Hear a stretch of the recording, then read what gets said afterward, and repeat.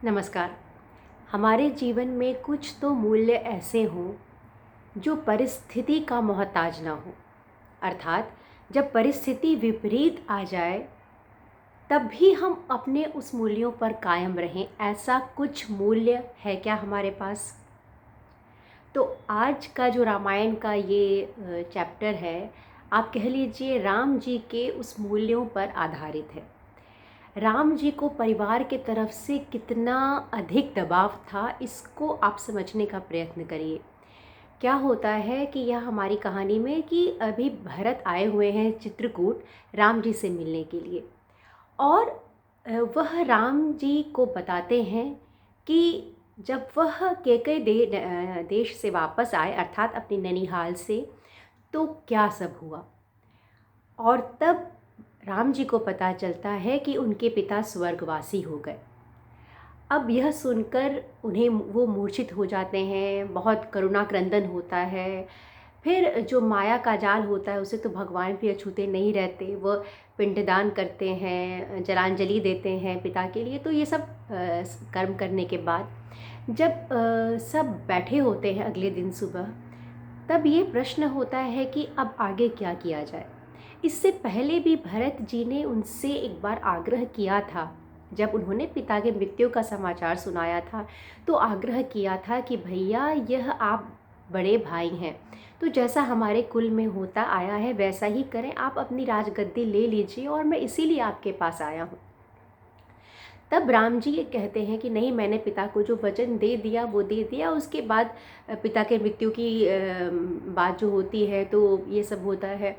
तो अगले दिन सुबह सवेरे जो प्रजागण हैं, माताएं हैं, वह सब भी देख रही हैं कि अब आगे यह जो वार्तालाप है वो कैसे शुरू किया जाए, किस तरह राम को मनाया जाए।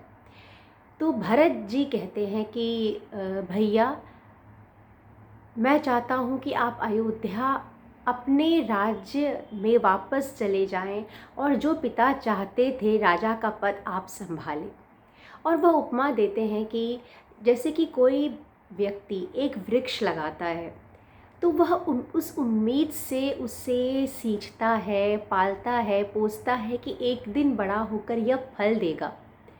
यदि वह फल उसी उम्मीद से करता है, परंतु यदि ऐसा हो कि वह फूल दे दे, बड़ा हो जाए, बहुत बड़ा विशाल वृक्ष हो जाए, परंतु फल ही न दे, तो क्या लाभ।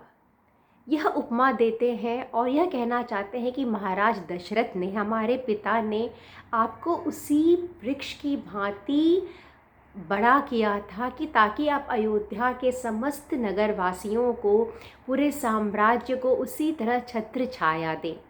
और मैं समझता हूँ कि इस प्रयोजन में मेरी माता बाधा बनी, परंतु अब सब ठीक हो चुका है। अब पिताजी भी स्वर्गवासी हो चुके हैं।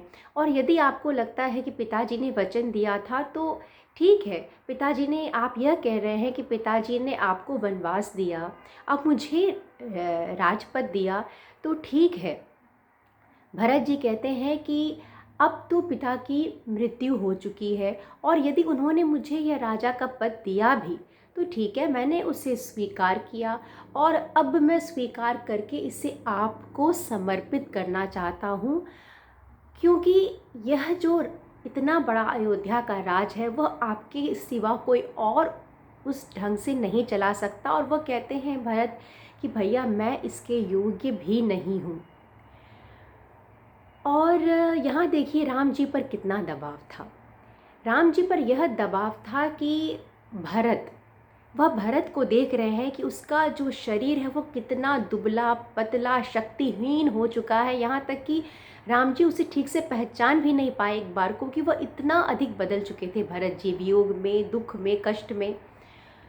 और वह जानते हैं कि भरत कितना सच्चा है और वह कितने मन से मुझे राजा का पद देने के लिए आया है और मुझे वापस अयोध्या ले जाने के लिए आया है। वह भरत की भावनाओं को समझते हैं और बहुत प्रेम भी करते हैं भरत से, परंतु वह यह मान नहीं सकते। वह माताओं को देख रहे हैं। कल तक जो उनकी माताएं सजी सवरी रहती थी, वह अपनी माताओं की स्थिति देख रहे हैं कि राजा के जाने के बाद, पति की मृत्यु के बाद माताओं को इस रूप में देखना, और वह देख रहे हैं कि सभी माताएं कितनी दुर्बल हो चुकी हैं। और सभी यह चाह रही हैं, कैकेयी भी, कि अब राम वापस अयोध्या लौट जाएं। कैकेयी के बारे में हालांकि वाल्मीकि रामायण में ऐसा स्पष्ट लिखा नहीं है, परंतु यह अवश्य लिखा है कि भरद्वाज मुनि के आश्रम में जब कैकेयी जाती हैं तो जो परिचय होता है उसमें कैकेयी बहुत लजाती हैं। अर्थात अब कैकेयी को समझ आ जाता है कि उन्होंने कितना बड़ा गलत काम किया है, और संभवतः इसीलिए वो राम को अयोध्या वापस ले जाने के लिए अन्य रानियों के साथ भी आती हैं। तो राम जी के ऊपर जो परिवार का दबाव है उसे समझिए। एक भाई, छोटा भाई जो उनसे विनती कर रहा है, उसकी स्थिति बहुत ख़राब है। शारीरिक रूप से भी वह दुर्बल हो चुका है और मानसिक पीड़ा में है। जिस भाई से राम अथाह प्रेम करते हैं। माताएं हैं राम जी की, अब उनके पिता नहीं रहे। सभी माताएं चाहती हैं कि राम वापस अयोध्या आ जाएं।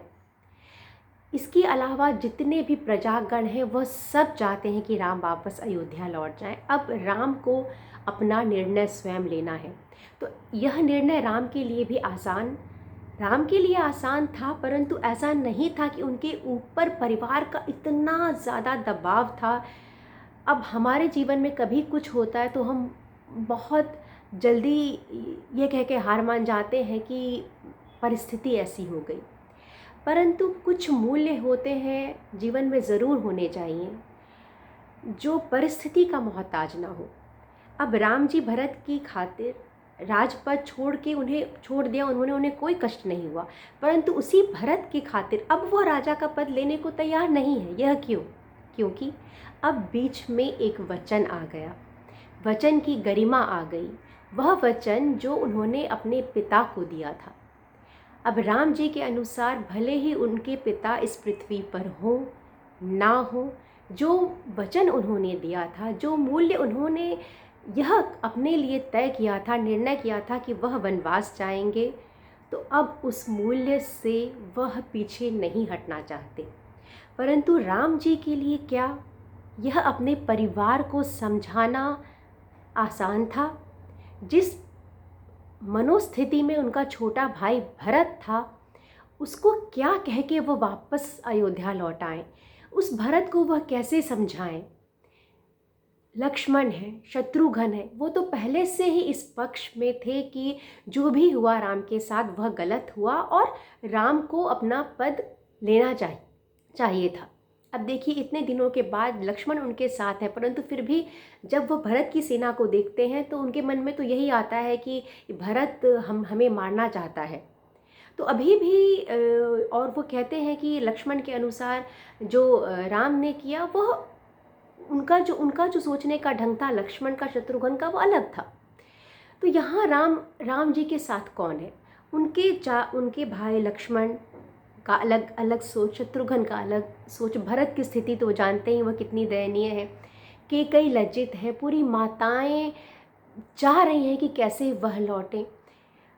कौशल्या जब अपने पुत्र वधू को देखती है तो वह बेटी की भांति उससे बिल्कुल गले लगा लेती है और अपने पुत्र वधू से कहती है कि तुम्हारा यह जो मुख है वह कैसा हो गया है, क्योंकि वह जंगल में रहती है, मुख की कांति चली जाती है, परंतु फिर भी यह सब हो रहा है और राम यह सब देख रहे हैं। और तब राम को यह समझाना कि वह अब नहीं लौट आएंगे, अब वह नहीं लौट पाएंगे अयोध्या, क्या यह आसान है?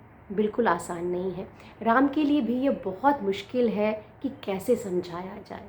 निर्णय वह अपने मूल्य पर कायम है, परंतु दूसरों को समझाना, दूसरों को अपनी सोच बताना और एक स्वस्थ मन से भरत को वापस भेजना क्या आसान था? जबकि पूरा परिवार यह चाहता था कि वह अयोध्या लौट जाए। फिर भी राम अपने मूल्यों पर थे, क्योंकि वचन की गरिमा होती है। कुछ वचन ऐसे होते हैं जीवन में जो परिस्थिति के मोहताज बिल्कुल नहीं होने चाहिए, जिनको निभाना है तो निभाना है, और यह व्यक्ति के चरित्र को बढ़ाता है, एक व्यक्ति के चरित्र को एक दैवीय शक्ति देता है। हर चीज़ में छोटी मोटी बातों में परिस्थिति का नाम लेके एडजस्ट हो जाना ये सही नहीं है। ऐसा लुच-गुट जो चरित्र होता है वो हम लोग का होता है, परंतु हमारे देव का नहीं, हमारे राम का नहीं। और जब हम आराम के आदर्शों की बात करते हैं तो यह सोचना चाहिए कि उनके लिए जीवन बहुत संघर्षशील था, उसका कुछ भी संघर्ष हमें नहीं हुआ है। तो यह हमें रखना चाहिए कि जीवन के कुछ मूल्य ऐसे हों, इतने ईमानदारी से हों कि उन पर हम कभी भी उन समझौता ना करें। और राम जी के देखिए, राम जी के ऊपर पारिवारिक दबाव कितना ज़्यादा था। तो यह पारिवारिक दबाव कभी कभी हर व्यक्ति के जीवन में यह चीज़ आता है, तो उससे राम जी ने किस तरह से हैंडल किया, किस तरह से समझाया, यह मैं आपको अपने अगले वीडियो में बताऊंगी कि उन्होंने भरत को कैसे समझाया। मुझे सुनने के लिए, समय देने के लिए बहुत धन्यवाद। और आपको मेरा वीडियो जैसा भी लगता हो आप मुझे सूचित अवश्य करें। नमस्ते।